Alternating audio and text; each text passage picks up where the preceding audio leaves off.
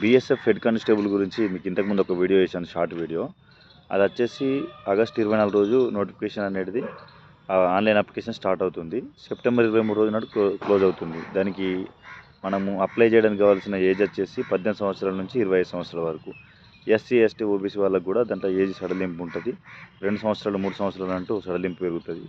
దాని గురించి చెప్పాను. అయితే ఎడ్యుకేషన్ క్వాలిఫికేషన్ వచ్చేసి 10th క్లాస్ ఉండి ప్లస్ ఐటీఐ 2 సంవత్సరాలు ఉండాలి. లేదు అని అనుకుంటే 10th క్లాస్ ప్లస్ ఇంటర్మీడియట్లో ఫిజిక్స్, కెమిస్ట్రీ, మ్యాథ్స్ 60% మార్కులతో పాస్ అయి ఉండాలి. ఓకేనా?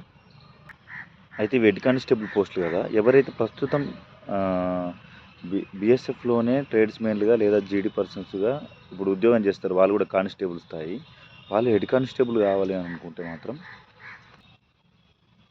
5 సంవత్సరాల సర్వీసు, ఎలాంటి ఎంట్రీ లేకుండా ఉండాలి. రెడ్ ఎంట్రీ, బ్లాక్ ఎంట్రీ ఉంటుంది కదా, మన డిసిప్లిన్ ఏదైనా మిస్టేక్ అయి ఉంటే మనకి ఎంట్రీస్ అనేవి ఉంటాయి అన్నట్టు గవర్నమెంట్లో. సో అలాంటి ఏం ఎంట్రీ లేకుండా ఉండుంటే వారు ఎలిజిబుల్, వాళ్ళు అప్లై చేసుకోవచ్చు. వాళ్ళకి వచ్చేసి ఫిజికల్ టెస్ట్ ఏముండదు, డైరెక్ట్ వాళ్ళకి వచ్చేసి ఎగ్జామినేషన్ ఉంటుంది. తర్వాత డిటెక్షన్ టెస్ట్, దీంట్లో వాళ్ళు ఒక పారాగ్రాఫ్ ఇస్తారు, దాన్ని చదవమంటారు, తర్వాత దానికి ఒక స్పెల్లింగ్లు రాయమని చెప్తారు. ఇది ఒక టెస్ట్ ఉంటుంది బీఎస్ఎఫ్ హెడ్ కానిస్టేబుల్కి వచ్చేసి. ఇది అందరికి ఉంటుంది, సివిలియన్లకు కూడా ఉంటుంది, ప్లస్ బీఎస్ఎఫ్లో ఎవరైతే ఇప్పుడు ప్రస్తుతం కానిస్టేబుల్గా ఉన్నారో వాళ్ళకు కూడా ఉంటుంది. అయితే ఆఫర్ ఏంటంటే, ఎవరైతే ఇప్పుడు కానిస్టేబుల్గా విధులు నిర్వహిస్తున్నారో ట్రేడ్స్మెన్ కానీ జీడీ కానీ, లేదంటే ex servicemen, Indian army, navy, air ఫోర్స్లో ఎవరైతే రిటైర్మెంట్ అయి వచ్చినారో వాళ్ళకు కూడా ఫిజికల్ టెస్ట్లు అనేవి ఏమి ఉండవు. వాళ్ళు డైరెక్ట్గా ఎగ్జామ్ రాసుకోవచ్చు. వాళ్ళకి ఫిజికల్ టెస్ట్లు ఉండవు, ఎగ్జామ్ రాసుకోవచ్చు. తర్వాత వచ్చేసి డిటెక్షన్ టెస్ట్, పారాగ్రాఫ్ టెస్ట్ ఉంటుంది. వాళ్ళు ఇంగ్లీష్లో పారాగ్రాఫ్ రాయించడము, లేదా డిటెక్షన్, వాళ్ళు కొన్ని వర్డ్స్ ఇస్తారు, వాటిని స్పెల్లింగ్స్ రాయడం, ఇలా కూడా చివరి దశ అన్నట్టు అది ఇది ఉంటుంది. సో ఏదేమైనా కూడా బీఎస్ఎఫ్ హెడ్ కానిస్టేబుల్గా పదోన్నతులు కావాలి అని అనుకుంటే మీరు సర్వీస్ చేస్తున్న వాళ్ళు 5 సంవత్సరాల క్లీన్ అండ్ నీట్ సర్వీస్ ఉండాలి. అప్పుడు మీరు చేసుకోవడానికి అర్హులుగా ఉంటారు. అయితే నార్మల్గా ఎవరైతే ప్రస్తుతం కొత్తగా ఇంటర్మీడియట్ మన హెడ్ కానిస్టేబుల్ చేస్తున్నారో వాళ్ళు ఇంటర్మీడియట్ ఎంపీసీ చేసి ఉండాలి. దీన్ని పదే పదే చెప్తున్నాను, ఎందుకంటే మీరు అన్నీ తెలుసుకొని అప్లై చేయాలి. తెలియకుండా చేస్తే టైం వేస్ట్. 168 సెంటీమీటర్లు హైట్ ఉండాలి, 80 నుంచి 85 సెంటీమీటర్స్ చెస్ట్ ఉండాలి. 85 అంటే 80 చెస్ట్ ఉండాలి. దాన్ని గాలి పైకి పీల్చుకున్నప్పుడు 5 సెంటీమీటర్స్ మన యొక్క గాలి పీల్చుకునే తత్వం అనేది 5 సెంటీమీటర్లు పెరగాలి మన ఛాతీ. మరి రన్నింగ్ వచ్చేసి ఎంత ఉంటుంది అని అంటే, రన్నింగ్ 1.6 కిలోమీటర్ వచ్చేసి 6.5 నిమిషాలలో పురుషులు కంప్లీట్ చేయాలి. అదే స్త్రీలు అయితే మాత్రం ఈ 800 మీటర్స్ని 4 నిమిషాల్లో కంప్లీట్ చేయాలి. సో ఈ విధంగా ఉంటుంది. మహిళలకు కూడా అవకాశం ఉంది, మహిళలు కూడా అప్లై చేసుకోవచ్చు, ఇంటర్మీడియట్ కంప్లీట్ చేసిన వాళ్ళు లేదా ఐటీఐ చేసిన వాళ్ళు. సో ఇంకా హెడ్ కానిస్టేబుల్కి సంబంధించి ఇంకా వీడియోకి చేయమని అని అంటే ఇంకా దానికి సంబంధించిన పూర్తి వివరాలు కూడా మనం చేసేద్దాం. ఎవరికైనా ఏమైనా డౌట్స్ ఉంటే కంపల్సరీ కామెంట్ చేయండి. అయితే కొందరు కామెంట్స్ ఏమని చేస్తున్నారంటే, మా ఈమెయిల్ ఐడికి ఓటీపీ రావట్లేదని. కొన్నిసార్లు ఈ సర్వర్ అనేది బిజీగా ఉంటుంది. సో సర్వర్ బిజీగా ఉన్నప్పుడు కొన్నిసార్లు మనకు ఓటీపీ అనేది రాదు.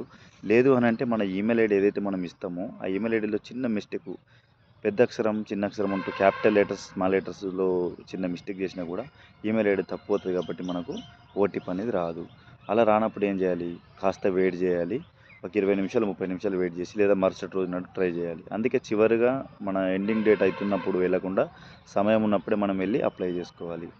అలా కూడా కాకుండా మరి తొందరగా మీకు ఓటీపీ రావాలి అంటే ఈమెయిల్ ఐడి ఇంకోటి క్రియేట్ చేసుకోండి, లేదా మీ ఇంట్లో వాళ్ళది ఎవరిదైనా ఈమెయిల్ ఐడి ఇవ్వండి. దానికి సంబంధించి మీకు ఓటీపీ అనేది రావడం జరుగుతుంది. అందుకోసమే ఈమెయిల్ ఐడి కానీ మన ఆధార్ కార్డ్స్ కానీ ఏవైనా డాక్యుమెంటేషన్ కరెక్ట్గా ఉండాలి. ఇంకోటి మన 10th class certificate date of birth ఆధారంగానే మనకు ఆ ఏజ్ని కన్సిడర్ చేస్తారు. కాబట్టి ఏజ్ అనేది 10th క్లాస్ సర్టిఫికెట్లో ఏ విధంగా ఉంటుందో అదేవిధంగా మన ఆధార్ కార్డులో కూడా, మన పాన్ కార్డులో కూడా, మన బ్యాంక్ అకౌంట్లో కూడా ప్రతి దాంట్లో కూడా ఏజ్ సేమ్గా ఉండేటట్టు ఇప్పటి నుంచే చేయండి. మీకు రేపు పొద్దున ఉద్యోగం వచ్చినా కూడా పెద్ద ఇబ్బంది అవ్వదు అన్నట్టు. అయితే ఇంకొకటి ఆఫర్ ఏముందంటే, ఎకనామికల్లీ వీకర్ సెక్షన్ అని ఉంటుంది, ఈడబ్ల్యూఎస్.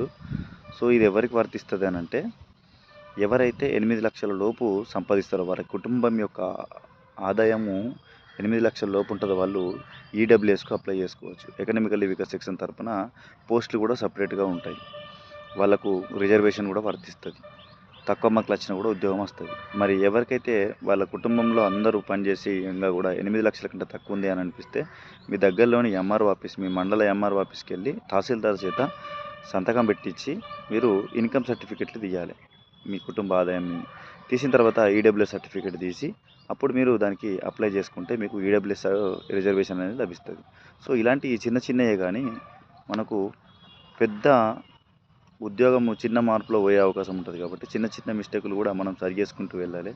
ఇంకోసారి కూడా చెప్పాను, డ్రైవింగ్ లైసెన్స్ అనేది ఉండాలి. టెక్నికల్ ట్రేడ్స్ డ్రైవింగ్ లైసెన్సెస్ అనేటివి ఉండాలి. ఎందుకనంటే నార్మల్గా నువ్వు ఇంటర్మీడియట్ చేస్తే కానిస్టేబుల్కి చేయొచ్చు. అదే నువ్వు ఐటీఐ కానీ లేదా డ్రైవరు, ఎలక్ట్రీషియన్ ఇలాంటివి చేయడం వల్ల ఇంటర్మీడియట్కి సమానంగా ఉంటాయి. దాంతోపాటు ఎలక్ట్రీషియన్ వర్క్ కొత్తగా నేర్చుకుంటే ఇంటర్మీడియట్కి సమానంగా ఉంటాయి. ఎలక్ట్రీషియన్ జాబ్లో వచ్చినప్పుడు దానికి చేయొచ్చు. సోలార్ అని ఇలాంటివి చేయడం వల్ల ఏమవుతుందంటే ఇంటర్మీడియట్కి సమానంగా ఉంటాయి.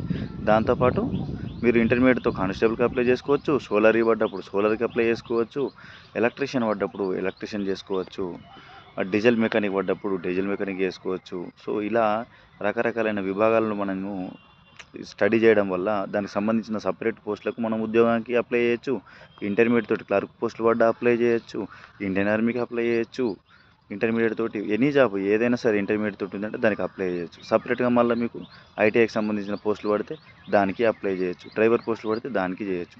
సో ఇలాంటి ఒకే దెబ్బకు 2 పిట్టలు అంటారు చూడు, అదేవిధంగా మనం ఒకేసారి అప్లై చేస్తే అన్ని విధాలుగా ఉపయోగపడేటట్టు చూసుకుంటే చాలా బెటర్గా ఉంటుంది.